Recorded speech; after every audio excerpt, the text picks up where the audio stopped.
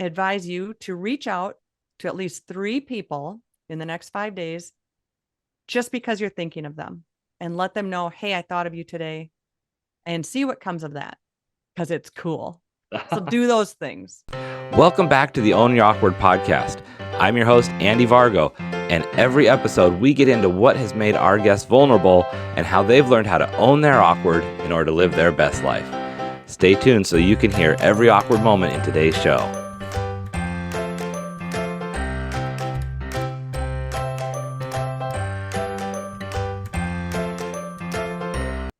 Hey, everybody. Welcome back to another episode of the Own Your Awkward podcast. I am super excited. Today, we're going to have so much fun. My new friend, Lisa David Olson, who is the practically world famous business humorist, if I got that right. She is funny. She's quirky. She's got all sorts of good stuff. You got to follow her online because you are going to be entertained and inspired. Lisa, welcome to the show. Thank you so much, Andy. And have you ever introduced somebody by not being excited? I wonder what that would look like. That is a good... Not really feeling it today, but we set up this time, so here we are. I know. It's funny you say that, because the last couple of times I've been introducing people and I've been thinking, I need to stop saying I'm excited. I am always excited about all of my guests. We always say that. And I'm excited to be here, of course, but I really am. But still, it's cheesy. I know. It is funny because I've thought that actually some mid-sentence of like, okay, I just need to come up with a list of adjectives or adjectives and synonyms and just start working through them. Right. Yeah. I'm not bummed out that you're here. Yeah. This isn't a disappointing episode. This probably won't be the worst thing that happened today, but here's to hoping. Yeah. Yeah. I am so looking forward to chatting with you today. For those who didn't catch it, I was on Lisa's podcast recently, Stranger Connections, and that was just a fun conversation. We did have silly fun because you tell jokes. You're a joke man and a karaoke guy. And I'm like, I got to talk to this guy on my show. Plus, we always talk pranks and dares. So that was very fun, too. I know. And that question, and I'm going to let you guys go listen to the episode to hear what we talked about. But I had to think about, of all the pranks that I've pulled over the years, what do I want to share? So, yeah, I love it when I let them know ahead of time, because I always let my guests know, we're going to talk about pranks or dares. So get one ready. And when people say, is this an adult show? I get very excited. I'm like, ooh, we're going to hear a really good story. Right, this will be a good one. That's awesome. And yes, it's an adult show. Check that box. Not for, not made for kids. Right. Well, I mean, it's not that bad, but it's certainly not made for kids. It's just not going to be, the best jokes go over their heads and just land with the adults. That's the best jokes. Oh, definitely. Yeah. I always appreciate when there's multi-levels to a joke. And I just got to call out, for those of you that are not watching this on video and are just listening, Lisa is the first guest to be wearing my Own Your Awkward shirt for the recording, which is awesome and amazing. Just made my day to open up the video and be like, oh, I recognize that. It's my logo. Yeah. Yes, this is, I am sporting the fine heather gray, and it is Own Your Awkward in white, and I get compliments, and I'm kind of a big deal now because I have my Andy swag. Oh my gosh, I love it. Well, that makes my day. I mean, as if it wasn't already made by getting to chat. So, stop. I know. Probably enough of the love fest. Our listeners are excited to hear all these things we're going to put you on the spot about. Ooh. The first thing, which is, you're out there in all sorts of capacities in the world and working with businesses and in a different part of the world than I am. And I'm just curious, what's the most positive thing you see going on right now? I think the most positive thing is people's appreciation for being back together in person. And as much as we learned how to become homebodies and kind of own going out less, I've seen that. But when we are together, I think people are still doing the greeting of, isn't it great we can do this again? Or aren't you looking forward to that funeral? Right. We'll be together and eat. We'll at least be able to have conversations in person. Right. Yes. It's so much different because you can Zoom all day and yeah, we don't want to Zoom all day, but that in person, there's just something about it. And generally it is around food. So that's always a good thing as well. I think that is the thing, though, that we appreciate what we didn't know we enjoyed, which is Right. being in the presence of real humans. I think that's such a beautiful thing. And the fact that you point out that even this far away, we're a couple years out from some things being reopened, depending on where you're at and what type of Mm-hmm. thing, but some of them might still be the first family get together, the first reunion, or the first concert that we go to. And so we're still having a lot of firsts of things happening again or coming together. True. And for the workplace, my work revolves around getting into corporations mostly and doing the gentle icebreakers and the non-cheesy. I'm very outgoing. I'm an improv ninja, but I don't like the cheesiest icebreakers. So I have my own brand of icebreakers and they're gentle icebreakers. And I have an LDO promise, which is I don't scare the introverts. And I stick to that promise. And because every show, every event needs audience. So if you're not feeling it, just sit there and just encourage others. So I think icebreakers, there's ways to do it online, but it's so much better in person when you can be in that energy of each other. That's Yeah. why doing comedy shows and doing stand up, or I know you're world famous karaoke now, that it's much better when there's a lot of people there paying attention and sharing the moment and giving Yeah. that energy of applause and laughter, oohs and ahs as you hit the Right. high note in Bohemian Rhapsody as you are wont to do.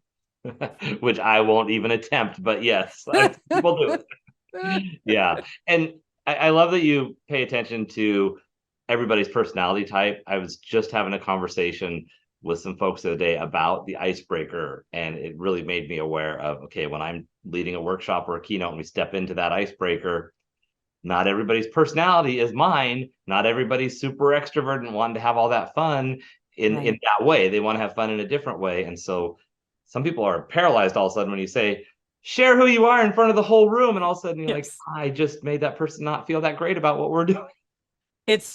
What a great example. I think we all just sweat a little bit in a weird spot when you said that because, let's stand up and tell me two truths and one lie. Right. Okay, we've done that enough. I think that one's ready to be tabled.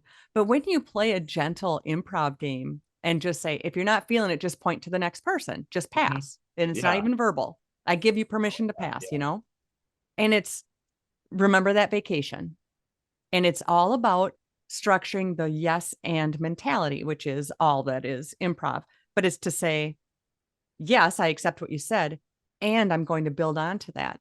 If we Right. went on the stage and we were supposed to be, I'm just going to grab something, we're bank tellers. I grabbed that audience idea of bank tellers.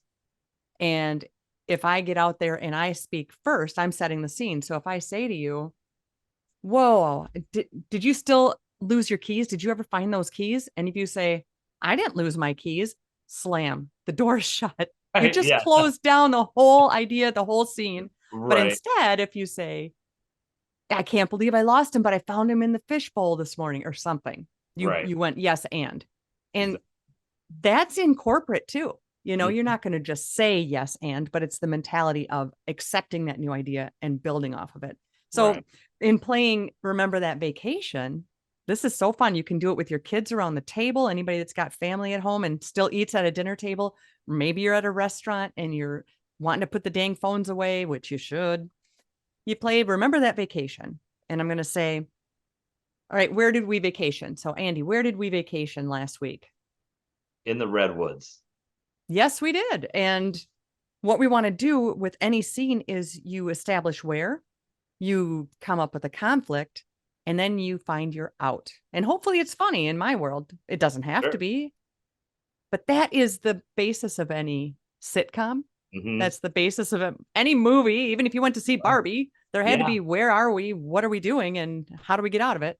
So, um, this is great for a whole room. And I would just say, so remember that vacation when we were at the redwoods, and then you're going to say yes and you're going to try and figure out some issue we had. Do you want to Okay. try it? Sure. Okay, Andy, you remember that vacation we had in the redwoods? I do. And remember when all of our food got eaten by the bears and we didn't have anything to eat? Yes, and I was like, how did that football team end up showing up here in the redwoods? I Which just made myself laugh, by the way, because which I was don't like the sports crazy ball. Go because they ahead. didn't bring enough food for a whole football team. but they knew how to find it. Yes. And then we all started climbing the trees just to see who could get up the highest. Which luckily nobody broke a limb falling out of the trees.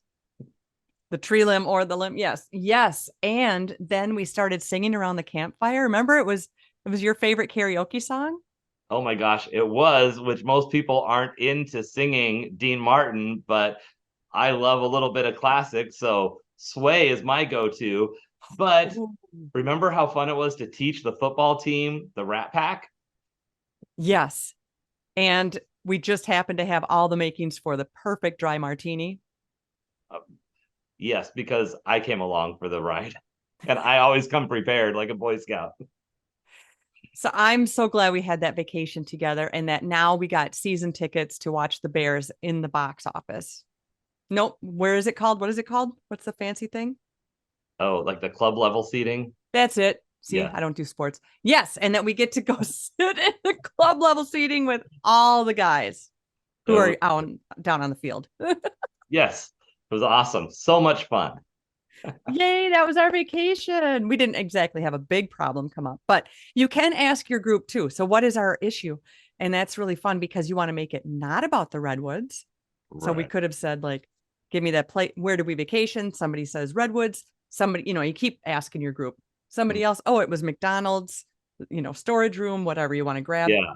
What was the terrible thing that happened that has nothing to do with the location? And maybe somebody says, Gotcha. I broke my ankle, or, stuff Yeah. like that. And that's your conflict. But we did great. And now we got the sports out of the way. Yeah, exactly. Because I don't keep up on sports either. Uh, it's fun to go to a game here and there, but I'm not one who knows who's on what team or how No, many I have won. people watch. People watch and eat bad food. Yeah, that's the joy of any event. Right. Yeah. Well, Lisa, before we forget, we got to hear about how awkward you are and what that thing is. So, what is that awkward thing you've had to own?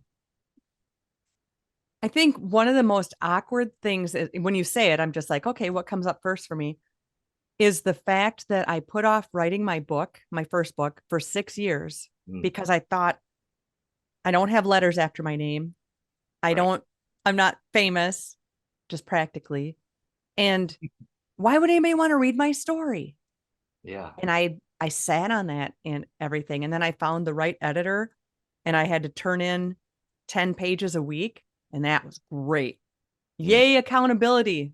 And right. so what I learned from worrying about my content that I wanted to write, that I've only been through 10th grade in school, Hmm. and that my mother was an alcoholic, and that's how I found humor. And I wrote about these things. I got them all out there. Yeah. I always thought people would judge me for not finishing school, but there's reasons from my childhood of why I didn't. Yeah. And you can better believe my kids did. I broke that cycle. But growing up in an alcoholic home and finding humor as my escape, that was a big deal. I really wanted to write about, and I did. Yeah. And I have had so many people come to me saying that it mattered, that they have a similar story of growing up in an abusive home or different things like that. And I also, in my book, share my passion for serious selfies with strangers and shared some photos. Guess what people said about me not graduating and never walking that stage and not even finishing high school? They don't Well, care. I know what I would say. Yeah. They don't care. Yeah. And so I beat myself up. And I think that is awkward in the sense of we worry so much outwardly that we're stopping doing things, that Yeah. we are letting the false narrative of others stop us from just doing the stuff. Yeah. Wow. And, what if we didn't share our message? What if Hmm. we didn't put that out there, and we worry so much about others that we just didn't do it? Right. I am so glad I finished my book and so glad it's out. I'm actually writing my third one now because I'm like, I'm Wow. just gonna do my thing. Yeah. Keep plugging away. And I think once you kind of open that floodgate, then it's like you pick up the confidence, you get the feedback, and you realize this is important for the world to hear. Right. Yes. When I got the feedback from one gentleman that said, he had tears in his eyes, and he said, "This mattered so much to me. I didn't know we shared the same background. And thank you so much for putting this out there." And my book has a lot of humor because the terrible stuff between mom and I, there was a lot of beautiful stuff. She got me into performing. Hmm. But the Yeah. physical abuse is not beautiful, but it's also my time of life. I'm 57 now, and back then you didn't have agencies that would help you. Oh, sure. Yeah.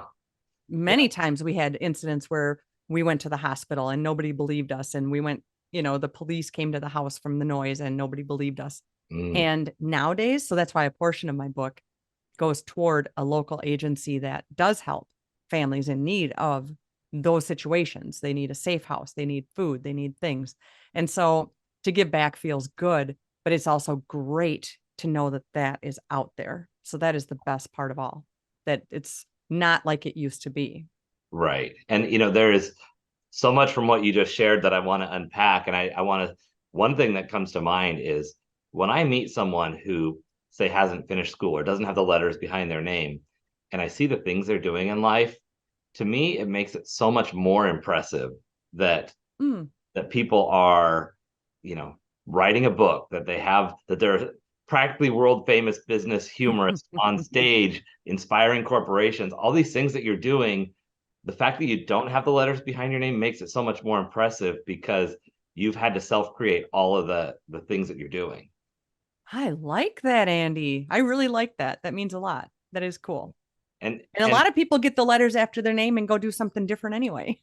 right. And it's not to say that there isn't value to the letters behind a name and that those Right. are great accomplishments. Certainly it is. I have a soft spot for people who are self-made in every way. And I sincerely believe that being an educated person isn't tied to having the paperwork to show you're educated. It's about the work that you do on yourself. You can get the paperwork, you can have the letters behind your name and stop paying attention to what's going on in the world and stop learning and come across as the least educated person. Absolutely. Common sense is not in a textbook. Right. That is true. Or coming from a crazy background like I did, and now I'm an assistant in local dispatch in a police department. You best believe I have empathy and I can understand and I can help de-escalate.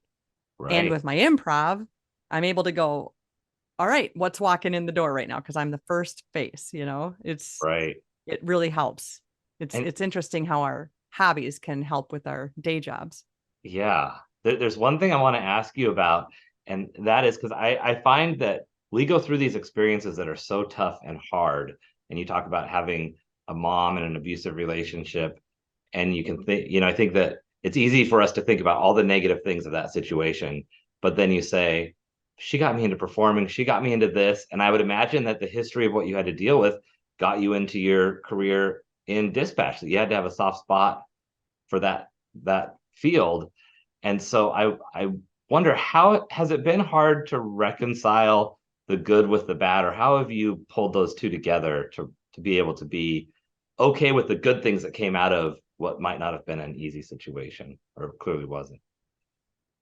I think it never changed. The whole roller coaster ride of our relationship never changed, but she's passed away since, and we had our moments where mom actually said to me that she understood what she put us through. Mm, And she did end up sober in her last 10 years. good. So yeah, I mean, it was a near death experience that got her there, but Right. she was sober. And then what was almost even harder, she quit smoking cigarettes, because back then everybody smoked. So Yeah. she she was definitely fighting her own mental illness Mm, and self-medicating. So that sure didn't work, But right. again, you look back those couple decades back, and it wasn't things we talked about. Right. Yeah. My children are young adults. They certainly know what it means. They certainly know what good therapy does, and they know who they can talk to, who they can trust. I mean, they were raised way differently. Sure. Yeah, and that's one of the best things that I see lately is the openness around mental health. Even when I was growing up, I remember it being, oh, they have to see a therapist or they're going to a psychologist. And there was always this, there must be something wrong with them if they're needing that service, because that was just the perception and the understanding. And now people understand. It's like I talk very openly about it. I'm like all over the internet going, I talked to my therapist about this today, and this is what we're working on, because for me, that's a sign of a healthy person, that they are working on their issues and addressing them. Yes, when you say it that way, it makes me realize that it's kind of flipped. It used to be like you said, and they used to use the word shrink. Yeah. I hate that word. I don't like shrink. I don't like cop. I think they're very derogatory, but I Right. think it's almost like, oh, you don't have a therapist? What? Right. That's Yeah. different. Yeah. I look at my therapist as having someone on retainer for the times that you need them, because we keep the relationship going. And there are times where I go in and I'm like, it's a good week. I don't know. I feel like I should get a refund because I'm entertaining you with my stories. Yes. When they laugh, we should get a discount. Exactly. But then they do that thing where they turn and say, "Does everything have to be funny to you?" Exactly. Uh-huh. We both heard Um, that, I'm sure. yeah. But then on the flip side, it makes it an easy, comfortable space for when it's like, oh gosh, like a couple weeks ago, I showed up and he opened the door and I said, I hope you're ready to make your money today. Oh gosh. Oh He's no. like, oh no. but but it's a good thing.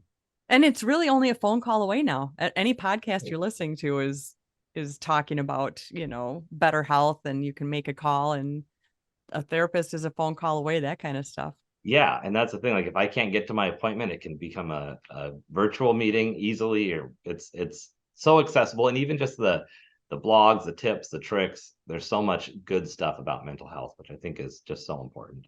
Absolutely. I'm glad it's out there now, just to be able to talk openly.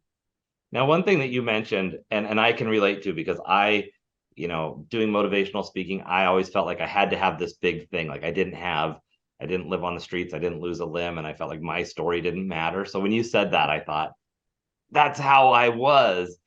And when I started sharing it, I realized that it was important to people. Was there something that pushed you over the limits? I know you said you got the editor, but was there something that really made you feel like I gotta be okay with getting this out there? Yeah, I don't believe in I don't believe in spirituality. Mhm. I guess I would align with Buddhism if I were to say anything.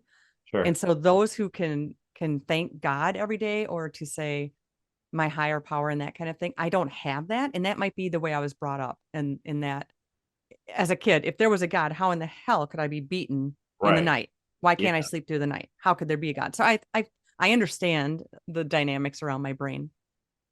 Therefore, I always thought a book on a shelf would be my everlasting. It would be Oh, my yeah. legacy. It would be my kids can know my story, although they know it, but Right. they didn't know everything. And Mm, like I say, there's lighthearted stories in there. It's all short chapters because I'm very quick thoughted. sure. And Yeah. everything has a lesson of what I learned. So I guess that was a push for me. It was like, ooh, that would be my ever after, a book on a shelf, although we know shelves aren't always going to exist. But I'm a realist in saying I kind of wanted my story out there, and I Mm, dared myself, because that's something I believe in, is daring myself daily and doing the thing that makes me, a little twitchy, a little butterfly tummy, a little sweating in the weird spots, and mhm. doing those things, because afterwards your heart just flutters and you're kind of like, uh-huh, I got me some adrenaline. What do you got? Yeah. So you dare yourself to do these things. And if you didn't share your message or your story, how sad that would be if you keep saying someday, someday, and then you don't. And there are people right now, those listening, there are people that need to hear your message, to hear your story. Yeah. Somebody needs your thought that you've been putting off. Somebody needs that right now. Yeah. And just like you said, the guy who shared how similar your stories were, that didn't Right. know how well you aligned. And that's one thing that I think, two things. When we share our stories, we give other people permission to realize the importance of their story, because they may be repressing their background or going, oh, it's not important, my story doesn't matter. And all of a sudden it's like, wait, when I hear someone else going through that, it sounds a lot different. And now I can give myself credit for what I've been through, because I'm like feeling like, oh my gosh, how did Lisa make it through that? And look at what she's doing. And all of a sudden the light bulb goes on that, wait, there's a lot of parts of that are my story that I haven't been giving myself credit for. Right. Yeah, don't be a victim if you have that choice. And life is made of choices. So do you choose to say, well, I can't do that because I grew up in a broken home, or I can't do that because I was abused as a kid, or do Right. you say, that sucks, now what? Yeah. Forward. Yeah. And it's so empowering to people. It's like if I hear it, all of a sudden I go, wow, you know what? If Lisa can do that, if this person can do that, I can make that work. And whatever that thing is, maybe I want to try a different challenge. Maybe my challenge isn't to write a book. Maybe it's to get Right. on stage and do stand up. Maybe it's to give that TED talk or whatever that thing is. And maybe it's just to do something different in my career, but it gives you that permission and strength to go to chase that thing you want to do. Yeah, tomorrow's not promised. Do your thing. Get Yeah. out there, do the stuff, sing sway right in the middle of the restaurant. Why not? Exactly. Just, hey everybody, we're singing a song right now. I hope you know it. That's I awesome. suggest you don't tell them. You just Good serenade. start. Okay, that's fair. Don't need an intro unless you brought your own MC. That's fair. Um, I am curious when you got that book out there, when you started saying, "Hey, this is going to happen," how did that affect things with people around you? Oh, yeah, great question. So I saved my first book was going to be handed to my father, and my parents were divorced for many years, and but got along and as they could, like even holidays was okay. But I was like, I am going to give this to him because I'm the only kid out of our family that didn't graduate, didn't go on to school and that kind of thing. I've just always worked. And he's just going to be so proud of me. I just like, I Mhm. couldn't wait. And it was days that I couldn't see him. So I get over there and I sit, he's always in his same recliner, and I sit by his feet and I was like, I got to show you, you get the very first copy. And he gets the idea of what's in there. And he said, why would you write this? The past is the past. Wow. That is not something the world needs. I don't know why you would put that out there. That's the past. And I was like, well, know your audience, Lisa. There's a great Fair. reminder. When you're talking to your dad who's 30 years older than you, he took his hand and swooshed as if he was pushing water behind him, and he said, that's in the past. And I said, no, that's who I am. Yeah. That's how I am who I am. Right. And it broke me a little bit.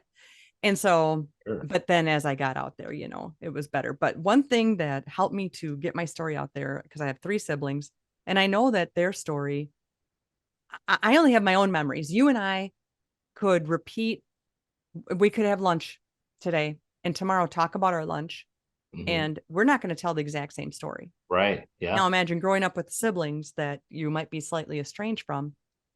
You're not going to tell the same stories about your childhood. So Right. in the front of the book, I wrote, this is my version of my memories.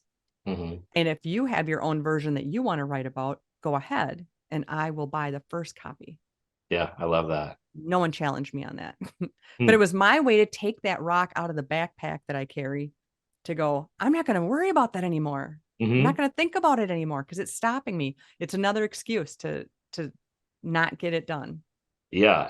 I'm the youngest of seven, Oh and my gosh. it's interesting to think that all of us in our own way grew up in separate households because of the snapshot in time, the experiences we had individually with each of our parents and our siblings, and the time frame in which we were born. And I think about that with my kids. I have three, and each of them were experiencing a different level of my parental experience and my place in life at that time when they were that age. So that's a very fair thing to think about, that yeah, we're all gonna do that. Plus, depending on what we've focused on for our own mental health, how we've progressed in our journey and addressed things or ignored things from the past. Well said. I just saw a video clip that said something similar, and it was like, well, my sibling and I grew up in the same household, and the person he was interviewing said, no, you didn't. And he Right, said, right, yeah, we did. No, you didn't, because your parents only knew certain things when they were raising you. And then when your sister came along, they knew different things. right. Plus, you're the boy, she's the girl. Plus, they were learning along the way. Yeah. Plus, mom spent more time with one of you for sure, because it's just never divided. So Exactly. it was like mind blowing. So when you said it just now, times that by 7 kids. Yeah. Yeah. And I would have just numbered you people. I wouldn't know your yeah, names. exactly. Yeah. You get to a point where you just learn to answer to whatever name, first name or middle name that happened to be any of the kids' names. Because like if the voice is coming your direction, it's probably meant for you. You with the face. Or Yeah. did they do the thing where they run through all the names till they hit it? Yeah. Angie, Maria, Yes, they Stephen, did Michael, that. Andy. The best was one point my dad, my sister has her best friend grown up who's basically like a daughter to my, I call her my adopted sister, my bonus sibling. Yeah, And what's one more? yeah. And there was a point where we were out to eat one night and my dad ran into somebody he worked with and he introduced my sister as being like a daughter to him. And it was the best. So, and she's like, okay. So special. I never knew you thought that. Oh, that's great. Yeah. So Oh, you that's so just get great. so many kids you lose track, I guess. Yeah, like my husband is my third and final, but I introduce him as my current. Uh, Okay, yeah. it's funny to me. Okay. But no, it's I refer to my first wife as what would turn out to be my only wife. That's true. Now ex-wife, because if you haven't heard yet, I'm gay, and that happened after the marriage. So this is the first episode you hear. That would make more sense to know. But yeah, Right, which you said on my podcast was your wife found out she was sleeping with a gay man. Is that the way you yes, say it? yes. I have a few different ways of putting it out there, and it's funny to watch people try to do the math. They're like, "Wait, that means?" I mean, yes, that's what that means. But wasn't, speaking of that now, wasn't that similar for you too? That you probably thought because you came out when you were like 40, right? Pretty, yeah, I mean, don't you look back now and say, what was I waiting for? Why was I? yeah. And I'm very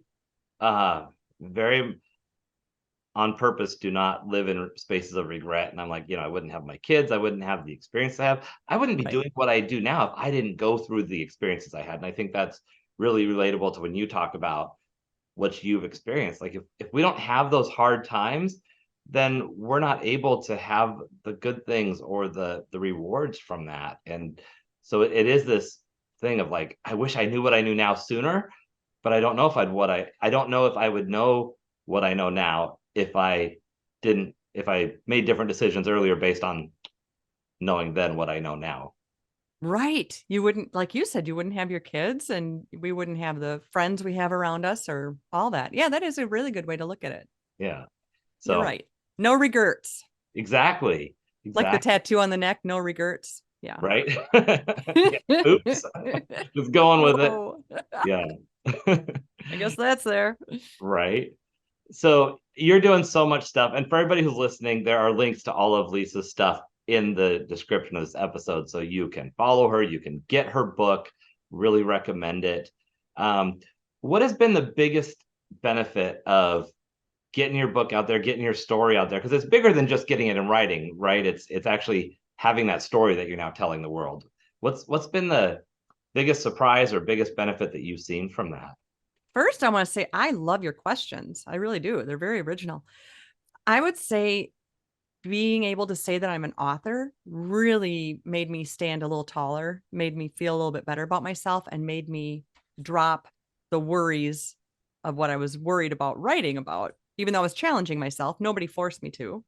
Yet once I did it, man, I was kind of on a high for a bit there. And I love being professional and stating that I'm an author Yeah. or, those things that sound good. But now having had that experience, I adore helping others get started. I'm not an editor and none of that, but there are times, Andy, when I have somebody on my podcast and I say off the podcast recording, have you written this story? Because I always want the weirdest, most unique people.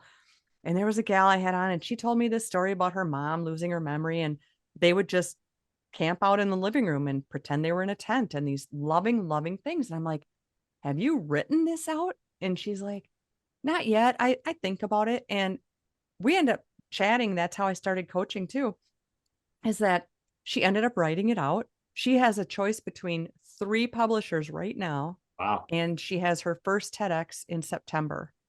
And Wow. that's because there was value in her story and she hadn't looked at it from the outside in.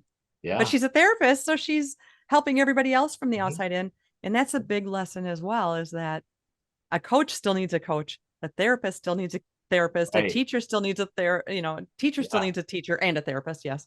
But we all need that outside person because there's so much chatter inside. We need that outside. But exactly. I think that was one of the things that helped me, was that I could see that for others as well and Mhm. encourage other people to get started, or that it matters, that we do Right. want to hear it. I love that you call that out, because it's so hard to see the value of our own story, and I think it's easy to discount it. I've had people say, "Gosh, I can't imagine what it was like to go through this part of your life, or to have this thing that you weren't comfortable with." And I'm like, to me, that was just life. That was all I knew. So I didn't see it as, "Oh, this is so much worse than anybody else." This was, I'm getting through. I'm making my life as successful as I can with what I'm dealing with. And now I look back, and I'm like, "Oh my God, how did I?" Yes, Because now I right. know different and better. But we don't see that when it's our situation. Very true. We all need that outside force. And there's those people that we all see online, or we have that friend that will ask each person their idea or their feedback until they get that answer that they already know they want. I Yeah, was like, maybe you should go to somebody who doesn't know you as well. I think you need a yeah, you need a neutral party. But yeah, exactly. if you're that person asking everybody until you hear the answer you want, you already know the answer. Mhm. That's Trust very true. yourself. Trust It's your that, gut. it's like that game of, if you're trying to make a decision and you flip a coin for heads or tails, and if you don't get the result you want, then you know that the other one is what you really wanted. Yes, that's right. That's the same thing. Yeah, just Yeah, do your thing. Stop thinking about other people. yeah. Sometimes we just need that instinct to just go, "Oh, yeah, that's right. I didn't want to admit it, but that's what I wanted to do." Um, well, Lisa, you're doing so much good stuff in the world. You got the books, you're speaking. What's the best way for people to support you, to get out there and give you love and attention? And where does it mean the most? I will take all the love, actually. I am mostly on Facebook, Lisa David Olson. I stole my husband's middle name because Lisa Olson is so common that I threw David in the middle. And yeah, Facebook is the best spot to find me, message me, my website, everything's under Lisa David Olson. I just landed my third TEDx coming up in October. I'm Excellent. very excited because you always have to have a new idea. And of course, I have a new idea. Got Congratulations. Exciting. my card deck, if anybody's interested, called the Dare Zone. Got that published now, and it's gentle prompts, so you can use them in your meetings or your school, or your events. The next time you're out with your karaoke buddies, you guys want to sit around and play a game.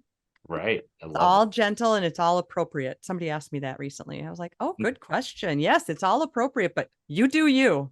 Right. The answers may vary, but the prompt is appropriate. Right. The prompt is appropriate. Yes, yes. Good, Because some good people can answer. take anything anywhere. That's true. Yes. Yeah. I am on LinkedIn and Instagram, but and the TikToks. So Perfect. yeah, you can find me out there. Okay. And like we said earlier, there are links to everything in the comments. You've got so much good stuff. I can't wait to see your new TED Talk. Thank You guys might you. as well watch the earlier ones to get caught up so that you're ready Might for as the well. idea. That's going to be fun. So before we go, I gotta ask you for one more thing, and that's, if you could give our audience a challenge for how they could own their awkward this week, what would that be? Oh, yeah. Let's do this. All right. I challenge this audience on Own Your Awkward to do at least one brave thing that makes you, for some people, that's a phone call. For some people, that's making a appointment for self-care that they haven't done. Maybe it's a pedicure, whatever. I dare you to get out there and do that thing you've been putting off.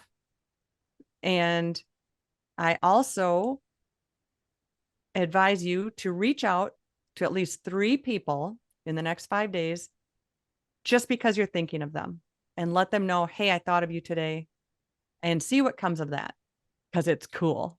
So do those things. I love that. That idea of just reaching out to people. How awesome is that, out of the blue, when someone's like, "Hey, I thought of you," and it could be, maybe you see a product that reminds you of them, or you drive past a place that you had a memory together. That's exactly it. Yeah. Or you see a meme that you're like, oh, she would like that, but I'm busy. I'm going to keep going. No, do that. Reach out, because our phones, if you're like me, when your phone goes off, it's not woohoo, there's an Right. alert. It's Yeah, more so, now what? exactly. So, and if it rings, oh, holy hell, that's major. Somebody's actually calling me. Yeah. I'm gonna have to put shoes on. Whatever's going on, I'm gonna have to put my shoes on. So Yeah. anyway, This if better you be. get a text that is not needing, not asking, not requesting, none of that, but just I thought of you and I thought you should know. I love that.